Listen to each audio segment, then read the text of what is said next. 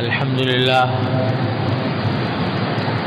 لله نحمده ونستعينه ونستغفره ونؤمن به ونتوكل عليه ونعوذ بالله من شرور أنفسنا ومن سيئات أعمالنا من يهده الله فلا مضل له ومن يضلله فلا هادي له وأشهد أن لا إله إلا الله وحده لا شريك له ونشهد أن سيدنا وسندنا ونبينا ومولانا محمدا عبده ورسوله صلى الله تعالى عليه وعلى آله وأصحابه وبارك وسلم تسليما كثيرا أما بعد فأعوذ بالله من الشيطان الرجيم بسم الله الرحمن الرحيم وجوه يومئذ ناعمة لسعيها راضية في جنة عالية لا تسمع فيها لاغية فيها عين جارية فيها سرر مرفوعة وأكواب موضوعة ونمارق مصفوفة وزرابي مبثوثة أفلا ينظرون إلى الإبل كيف خلقت وإلى السماء كيف رفعت وإلى الجبال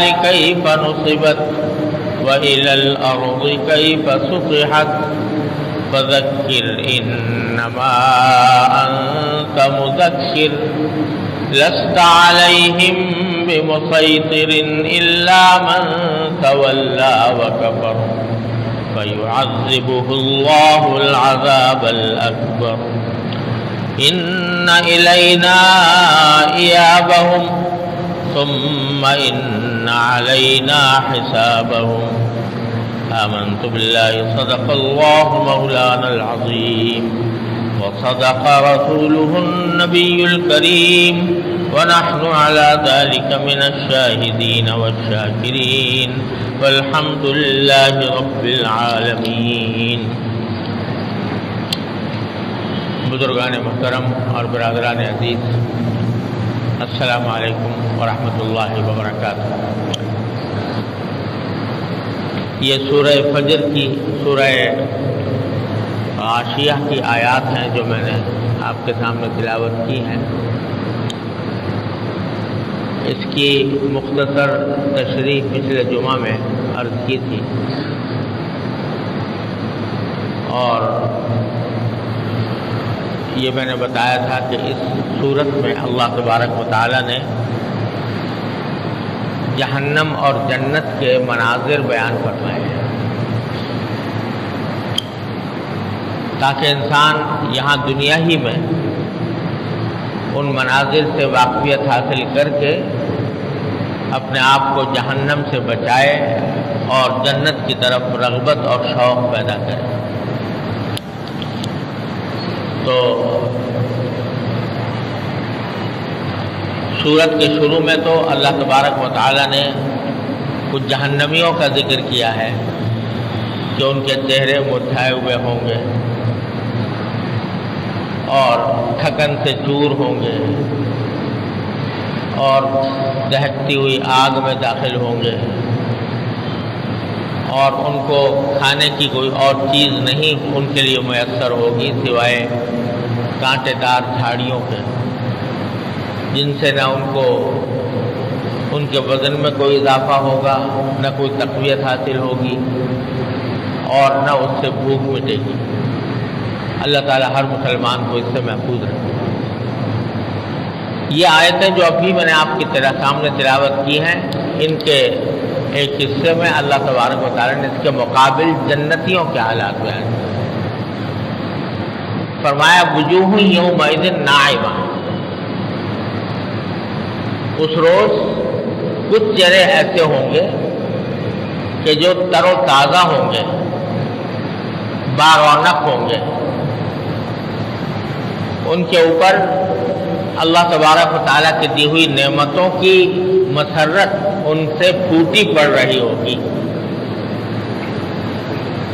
قرآن کریم نے یہ بات متعدد جگہ پر بیان فرمائی ہے کہ جنت میں جب اللہ کا بندہ پہنچ جائے گا، اللہ تعالیٰ ہم سب کو اپنی رحمت سے پہنچا دے، تو ان کے چہروں سے خوشی پھوٹ رہی ہو۔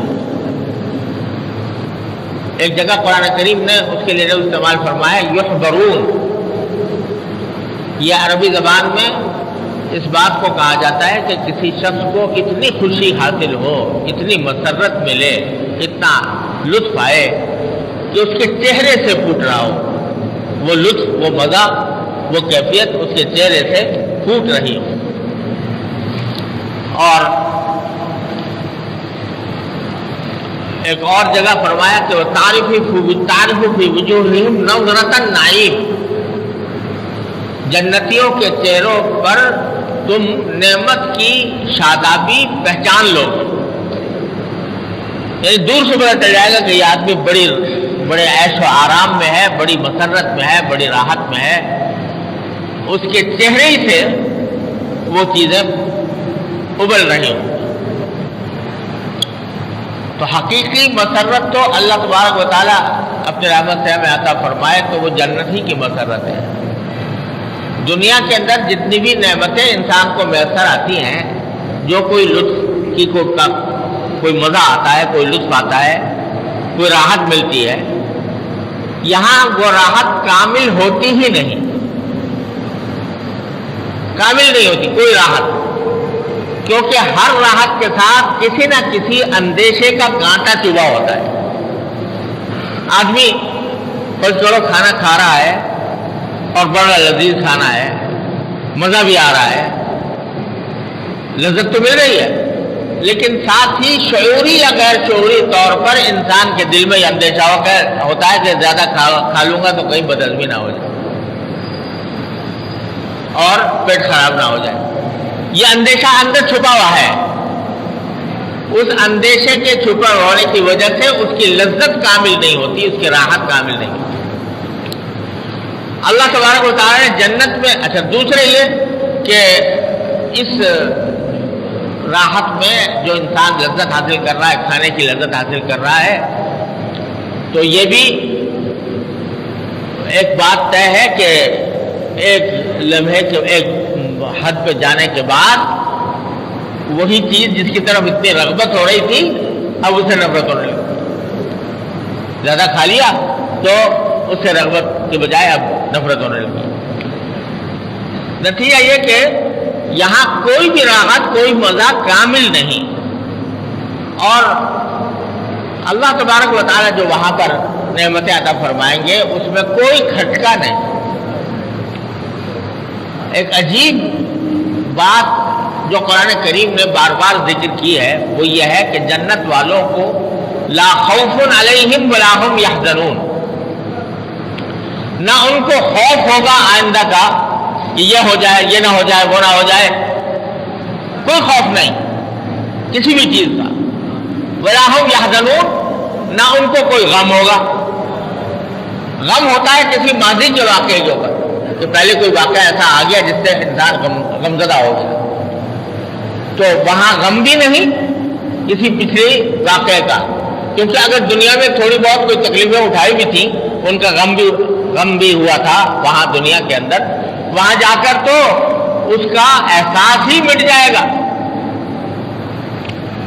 بعض روایات میں آتا ہے کہ اللہ تبارک و تعالیٰ کسی ایسے شخص کو لائیں گے کہ جس نے دنیا میں کبھی کوئی مزہ نہیں چکھا، مصیبتوں میں زندگی گزری، اس کو بلائیں گے اور فرشتوں سے کہیں گے کہ ذرا اس کو ایک چکر جنت کا لگا کے لے آؤ۔ وہ جنت کا چکر لگا کر لائیں گے، اس سے پوچھیں گے بھائی کیسی گزری، تو جی میری ساری زندگی بری راحت و آرام میں گزری ہے، کوئی تکلیف نہیں، کوئی صدمہ نہیں، کوئی غم نہیں، آرام سے گزرا۔ تو جو غم دنیا کے اندر اٹھائے تھے یا جو تکلیفیں یہاں پر صحیح تھیں، جنت میں جا کر ان کا احساس ہی مٹ جائے گا، لا یحزنون، کوئی غم نہیں ہوگا۔ اور دوسری چیز کہ آئندہ کے لیے اندیشہ ہوتا ہے۔ کوئی انسان ایسا نہیں جس کو دنیا میں کوئی نہ کوئی اندیشہ نہ لگا ہوا ہو، کوئی نہ کوئی اندیشہ لگا رہتا ہے۔ ملازمت کر رہا ہوں، ملازمت چھوٹ نہ جائے، یہ جو میں روزی حاصل ہو رہی ہے کہیں کسی طرح سے بند نہ ہو جائے، صحت مند ہوں کہیں بیمار نہ ہو جاؤں، وغیرہ وغیرہ۔ کوئی بھی انسان کسی اندیشے سے کبھی خالی نہیں ہوتا، لیکن وہاں اللہ تعالیٰ فرماتے ہیں کوئی اندیشہ نہیں، لا خوف علیہم، کوئی خوف نہیں۔ اب آرام سے رہو، نہ تم سے یہ نعمتیں چھنیں گی، نہ تمہیں موت آئے گی، نہ ان میں سے کوئی نعمت تمہارے لیے تکلیف کا باعث بنے گی۔ لہذا جو اگر کھانے کو دیا جا رہا ہے اللہ تبارک و تعالیٰ سے کی طرف سے فرمایا لہم ما یشتہون، جو چاہیں گے کھانے کو بھی ملے گا، پینے کو بھی ملے گا۔ تو لہم ما یشتہون، جو چاہیں گے ملے گا۔ تو وہ جو ملے گا اس کے بارے میں یہ ہے کہ اس کی لذت ختم نہیں ہو، جتنا بھی کھا لو لذت ختم نہیں ہو۔ یہ اندیشہ نہیں کہ بیمار ہو جائیں گے، بیماری کا تصور ہی نہیں، یہ ہے نعمت۔ تو جب وہ نعمتیں حاصل ہوں گی، ایسی نعمتیں جن میں نہ خوف ہے، نہ غم ہے، نہ کسی تکلیف کا کوئی کانٹا اس میں لگا ہوا ہے، وہ جب نعمت حاصل ہوں گی تو چہرے کھل اٹھیں گے، چہروں کے اندر، چہروں کے اوپر شادابی آ جائے گی، تر و تازہ چہرے ہوں گے، دیکھ کر آدمی پہچان لے گا کہ یہ شخص بڑی عیش و آرام میں ہے۔ تعرف فی وجوہہم نضرۃ النعیم، اس کو قرآن کے فرمایا وجوہ یومئذ ناعمہ، چہرے اس دن یعنی جنتیوں کے چہرے کیسے ہوں گے؟ ناعمہ، تر و تازہ، شاداب، نعمتوں کی مسرت سے بھرپور، ایسے نعمت، ایسے چہرے ہوں گے۔ لسعیہا راضیہ، اور جو کچھ کام دنیا میں کیا تھا اس کی وجہ سے خوش در خوش ہوں گے کہ دنیا میں اگر کچھ محنت کی تھی، عبادت میں کی تھی، سونے کو دل چاہ رہا تھا مگر نماز کے لیے اٹھ گئے تھے، تکلیف ہوئی تھی، تھوڑی سی مشقت اٹھانی پڑی تھی، یا کسی گناہ کو دل چاہ رہا تھا لیکن اپنے اوپر زبردستی کر کے رک گئے تھے، اس سے جو تکلیف ہوئی تھی، تھوڑی بہت جو تکلیف دنیا میں اٹھائی تھی، اس کی وجہ سے راضیہ، اب خوش بخوش ہوں گے کہ جو تھوڑی بہت محنت کی تھی اس کا ایسا پھل ملا کہ اس کا تصور بھی نہیں تھا۔ لسعیہا راضیہ، اپنے کاموں میں، اپنے کاموں کی وجہ سے خوش ہوں گے۔ اور خوش ہونے کی جگہ اس کو دوسری جگہ سورہ قاریہ میں فرمائے فَهُوَ فِي عِیشَةٍ رَاضِیَةٍ، کہ وہ من پسند زندگی میں ہوں گے، یعنی ہر وہ چیز جو پسند ہو وہ ملے گی، اور اس میں کوئی بھی کھٹک نہیں ہوگی۔ صحیح بخاری میں حدیث آتی ہے کہ ایک مرتبہ نبی کریم صلی اللہ علیہ وسلم صحابہ کرام کے سامنے جنت کا ذکر فرما رہے تھے، اور اس میں آپ نے ذکر فرمایا کہ جو چاہے گا انسان، جو نعمت بھی چاہے گا اس کو ملے گی۔ تو پھر آپ نے ایک واقعہ سنایا کہ جنت میں ایک آدمی جائے گا جو کسان ہوگا، کاشتکاری کرتا، تو جب وہاں پہنچے گا اللہ میاں ساری نعمتیں اس کو دیں گے، کھانے کی، پینے کی، آرام دہ گھر وغیرہ وغیرہ وغیرہ، تو بعد میں کہے گا اللہ میاں سے کہ یا اللہ میرا تو دل چاہ رہا ہے کہ میں کھیتی اگاؤں۔ دنیا میں کھیتی کیا کرتا تھا، کھیت اگاتا تھا، تو وہاں پر بھی جا کے تمنا کرے گا کہ میرا دل چاہ رہا ہے کہ کھیتی اگاؤں. تو اللہ تعالیٰ کہیں گے خدا کے بندے جتنی نعمتیں تجھے دے رکھی ہیں پھر بھی تجھے کھیتی اگانے کی ضرورت ہے. تو مگر وہ کیا کہا جی وہ کیا کروں دل چاہ رہا ہے. کہا کہ اچھا چل یہ بیج ڈال زمین کے اندر اور کھیتی ہوگا. تو وہ بیج ڈالے گا زمین میں اور زمین میں بیج ڈالتے ہی وہ کھیتی اگنی شروع ہو جائے گی اور تھوڑی دیر کے اندر دیکھتے دیکھتے وہ بڑی ہو جائے گی, دیکھتے دیکھتے پک جائے گی اور اس کے اندر سب جو کچھ وہ پیدا ہوا کرتا ہے وہ سب پیدا ہو جائے گا اور اس کو کٹائی کا بھی وقت اس کا فوراً آ جائے گا. تو اللہ تعالیٰ فرمائیں گے لے یہ کھیتی بھی لے لے اور فرمائیں گے کہ اے آدم کے بیٹے تیرا پیٹ کسی اور چیز سے نہیں کسی چیز سے نہیں بھر سکتا. تو اللہ تبارک و تعالیٰ جو چاہے گا بندہ وہ ملے گا اس کو. تو لسعیہا راضیہ اپنی جو کوشش دنیا میں کی تھی اس کی بنا پر راضی ہوگا, خوش بخوش ہوگا. فی جنت عالیہ اور ایک عالیشان باغ میں ہوگا. یہاں اتنی بات بتائیے کہ وہ باغ جس کے اندر ہوگا یعنی جنت کے بعد لفظی معنی باغ کے ہوتے ہیں. تو جنت کے باغ میں ہوگا وہ عالیہ یعنی وہ بلند ہوگا وہ باغ. اور دوسری جگہ فرمایا کہ تجری من تحتہا الانہار اس کے نیچے سے دریا بہتے ہوں گے.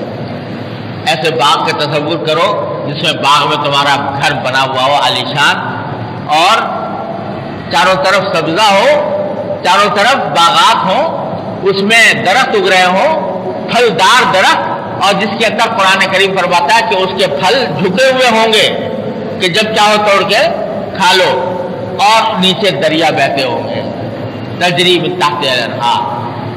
اور سب سے بڑی بات ہے کہ خالدین فیہا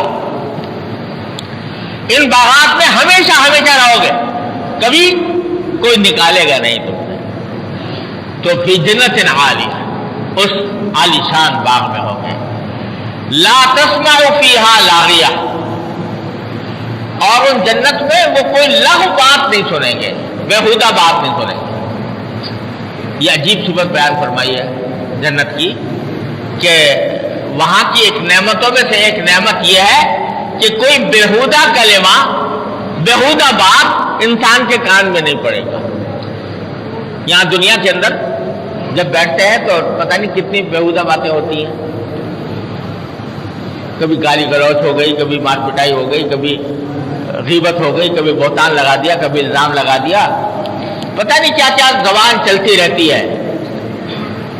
قرآن کریم فرماتا ہے کہ وہاں کسی بھی جنتی کے منہ پر اس کی زبان پر کوئی لغو بات آئے گی ہی نہیں, کوئی بیہودہ بات آئے گی نہیں.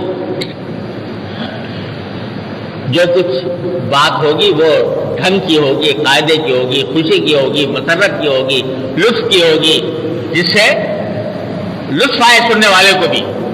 لیکن بیہودہ باتیں وہ نہیں ہوگی. یہاں اللہ تبارک و تعالیٰ نے یہ سبق بھی دے دیا کہ دنیا میں بھی رہتے ہوئے اس بات کا خیال کرو کہ تمہارے منہ سے کوئی لغو اور بیہودہ بات نہ نکلے, جس کا کوئی مقصد نہ ہو, جس کا کوئی فائدہ نہ ہو. ایسی بات زبان سے نکالنا یہ خامخواہ اپنی منزل کھوٹی کرنا ہے. تو بیہودہ بات میں سب چیزیں داخل ہے, جھوٹ اس میں داخل ہے, غیبت اس میں داخل ہے, دل آزاری کے کلمات اس میں داخل ہیں. یہ ساری باتیں جو ہیں یہ سب اللہ تبارک و تعالیٰ کو ناپسند ہے اور اللہ تبارک و تعالیٰ جنت میں ان چیزوں سے خالی کر دیں گے اہل جنت. لا تسمع فیہا لاغیہ. پھر فرمایا فیہا عین جاریہ, اس جنت میں بہتے ہوئے چشمے ہوں گے, بہتے ہوئے چشمے ہوں گے. کہیں فرمایا دریا ہوں گے, ایک تو دریا کا ذکر ہے انہار, تجری من تحتہا الانہار, نہریں دریا, اور ایک چشموں کا ذکر ہے, زمین سے ابلتے ہوئے چشمے. فیما عینان نضاختان قرآن کریم میں زمین سے ابلتے ہوئے چشمے. تو دریا، بہتے ہوئے دریا کا لطف اور ہے اور زمین سے ابلتے ہوئے چشمے کا لطف اور ہے. تو اللہ تعالیٰ وہ ساری چیزیں عطا فرمائیں گے. دریا چاہتے ہو دریا لے لو، بہتا ہوا چشمہ چاہتے ہو بہتا ہوا چشمہ لے لو، ابلتا ہوا چشمہ چاہتے ہو تو ابلتا ہوا چشمہ لے لو. عین جاری فیہا عین جاری فیہا سرر مرفوعہ، اور اس میں اونچی اونچی نشستیں ہوں گی، اونچی اونچی نشستیں ہوں گی. یعنی بتلایا جا رہا ہے کہ ایسی جگہ جب نشست اونچی جگہ ہوتی ہے تو منظر سارا سامنے ہوتا ہے. اگر نشست نیچے ہو تو منظر تھوڑی دیر تک کا نظر آئے گا، اس سے پیچھے کا نظر نہیں آئے گا. لیکن وہاں کی جو نشستیں ہیں وہ بلند ہیں، اس معنی میں کہ جب بیٹھے گا تو آدمی کیا پورے جنت کا نظارہ اس کے سامنے ہوگا. فیہا سرر مرفوعہ واکواب موضوعہ، اور گلاس پیالے وہ سامنے طریقے سے سلیقے سے رکھے ہوں گے. یعنی اگر پانی پینے کی ضرورت پیش آئی ہے تو گلاس تلاش کرنے کی ضرورت نہیں ہے، بلکہ وہیں اپنے سامنے ہر ایک آدمی کے سامنے وہ گلاس رکھا ہوا ہے، وہ اگر چاہے تو اٹھا کر پی لے. اکواب موضوعہ. اور یہیں سے حضرات مفسرین نے فرمایا، یہ جو قرآن کریم میں فرمایا کہ پیالے سامنے رکھے ہوں گے یا گلاس سامنے رکھے ہوں گے، تو اس سے یہ سبق دیا کہ جو استعمال کی چیزیں ہوتی ہیں ان کو قرینے سے رکھنا یہ دین کا تقاضا ہے کہ سلیقے سے رکھا جائے. یہ بھی تو ہو سکتا ہے نا کہ الٹپ گلاس کہیں رکھے ہوئے ہیں اور جاؤ جا کے وہاں سے ڈھونڈتے رہو نکالتے رہو. نہیں، قرآن کہتا ہے کہ اکواب موضوع آسان میں رکھے ہوں گے. تو بتایا جا رہا ہے کہ دنیا کے اندر بھی آدمی کو یہ چاہیے کہ جو مشترک استعمال کی چیزیں ہوتی ہیں ان کی جو جگہ مقرر ہے اسی جگہ پر اس کو رکھا جائے تاکہ دوسرے آدمی کو تلاش کرنے کی دشواری نہ ہو. یہ بہت اس معاملے میں غفلت ہوتی ہے، لوگ اس کا خیال نہیں کرتے. جو مشترک استعمال کی چیز ہے وہ ایک جگہ رکھی ہوئی ہے، کوئی آیا اس نے اٹھایا استعمال کیا اور کسی دوسری جگہ لے جا کے رکھ دی. اب دوسرا آدمی جب آ کے تلاش کرے گا اس کو جگہ پر نہیں ملے گی. یہ آپ نے تکلیف پہنچا دی آنے والے کو. لوگ سمجھتے نہیں ہیں کہ یہ کوئی گناہ ہے. یاد رکھیے یہ گناہ ہے. کیوں؟ اس لیے کہ کسی بھی دوسرے شخص کو بلا وجہ تکلیف پہنچانا یہ گناہ ہے، گناہ کبیرہ. ایذائے مسلم گناہ کبیرہ ہے.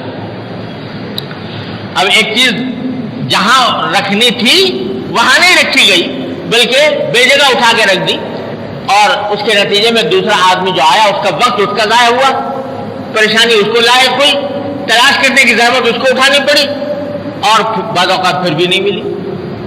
تو اس ساری تکلیف کا گناہ اس شخص کے سر ہے جس نے وہ چیز اٹھا کر اپنی جگہ سے بے جگہ رکھ دی ہے. یہ معاشرت کے آداب ہیں جو قرآن کریم نے بھی سکھائے ہیں، نبی کریم صلی اللہ علیہ وسلم نے بھی اس کی تعلیم دی ہے. دین کا حصہ ہے یہ. آج لوگوں نے دین صرف نماز روزے کو سمجھ لیا کہ نماز روزہ نفلی عبادتیں اور اذکار اور یہ چیزیں تو بے شک عبادت ہے، لیکن کسی شخص کو راحت پہنچا دینا، دوسرے کو تکلیف سے بچانا، یہ کتنی بڑی عبادت ہے. اور اس کے اوپر اللہ تبارک و تعالیٰ نے یہ اسلام کا شعار قرار دیا. المسلم من سلم المسلمون من لسانہ و یدہ. مسلمان وہ ہے جس کے زبان سے اس کے ہاتھ سے دوسرے لوگ محفوظ رہیں.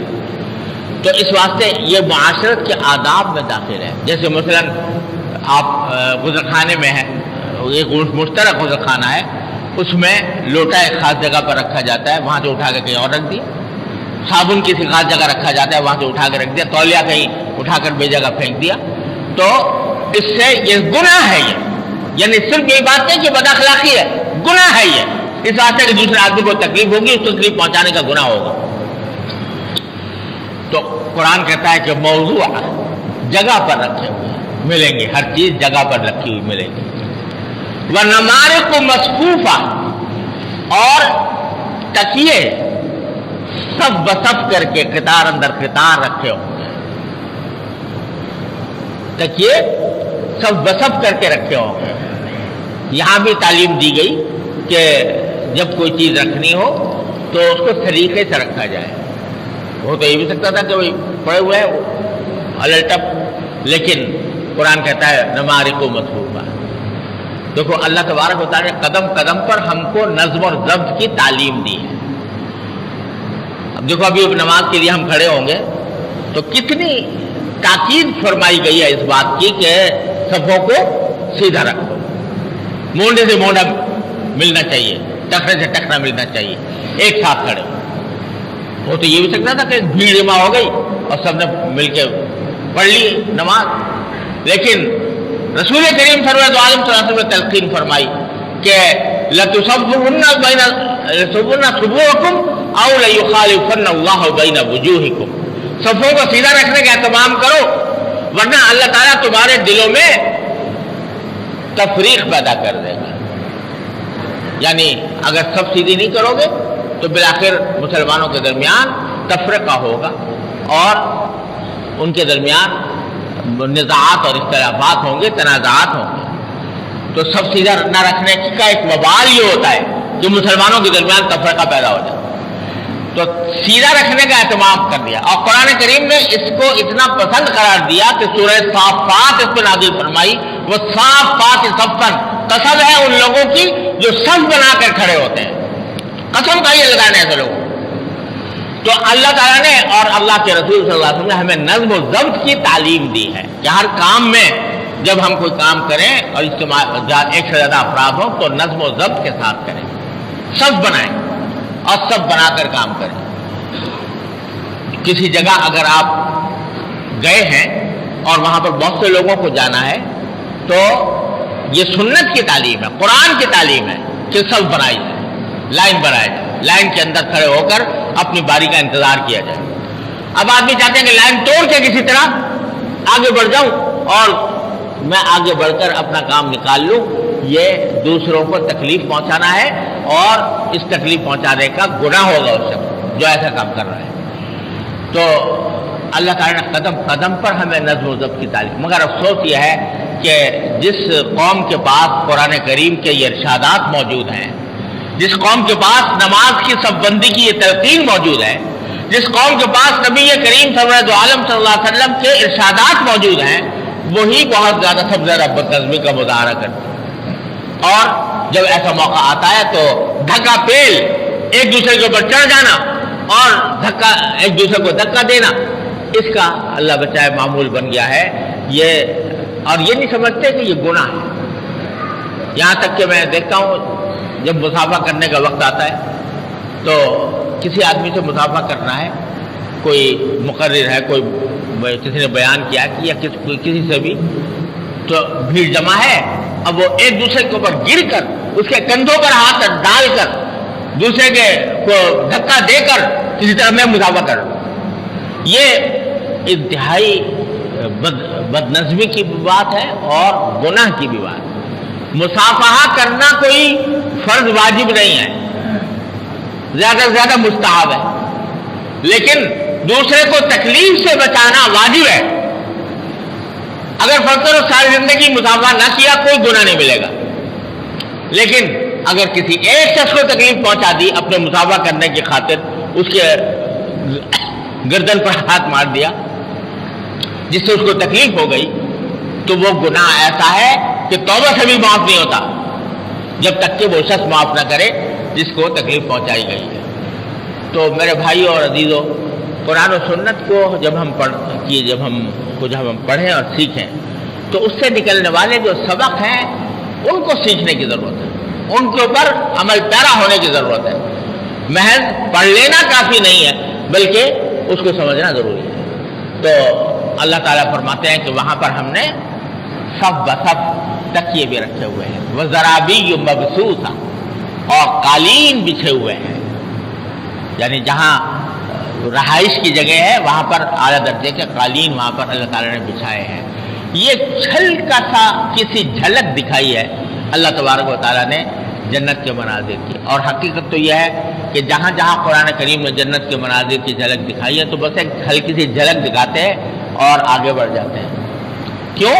اس لیے کہ حقیقی منظر تو انشاءاللہ وہیں جا کے نظر آئے گا. اور حدیث میں یہ فرما دیا گیا کہ اللہ تعالیٰ فرماتے ہیں کہ میں نے اپنے بندوں کے لیے وہ نعمتیں تیار کی ہے مالا عین رات، جو آج تک کسی آنکھ نے دیکھی نہیں، ولا اذن سمعت، کسی کان نے سنی نہیں، ولا خطر علی قلب بشر، نہ کسی بشر کے دل پر اس کا خیال گزرا. ایسی نعمت ہے، ابھی سوچا بھی نہیں، ایسی نعمت ہے. تو جب ایسی نعمتیں ہیں تو ان کا کیا منظر کشی کی جائے. لہذا اللہ تبارک و تعالیٰ اس کی چھوٹی سی جھلک دکھاتے ہیں اور اس کے بعد آگے گزر جاتے ہیں کہ تم کیا سمجھو گے ان کو، چونکہ ان نعمتوں کو اگر زبان سے بیان کیا جائے تو تمہاری سمجھ میں بھی نہیں آ سکتی. لہذا جو سمجھ سکتے ہو اس کے حساب سے تو تھوڑی تھوڑی بتا دیتے ہیں اللہ میاں. تو وہ کس طرح بتائی ہے اللہ تبارک و تعالیٰ نے اس لیے بتائی ہے تاکہ دل میں اس کی کا شوق پیدا ہو، اس کی رغبت پیدا ہو، اس تک پہنچنے کے لیے آدمی کام کرے. اللہ تبارک و تعالیٰ اپنے فضل و کرم سے، اپنی رحمت سے ہمیں وہ کام کرنے کی توفیق عطا فرمائے جو اس جنت تک پہنچانے والے ہیں. حدیث میں رسول کریم صلی اللہ علیہ وسلم یہ دعا تلقین فرمائی ہے کہ یا اللہ میں آپ سے جنت مانگتا ہوں اور اس جنت کی طرف قریب کرنے والے جو اعمال ہیں وہ عمل مانگتا ہوں کہ جو مجھے اس جنت سے قریب کر دے. اللہ تعالیٰ اپنے فضل و کرم سے، اپنی رحمت سے ہم سب کو اس کی توفیق عطا فرمائے. وآخر دعوانا الحمدللہ.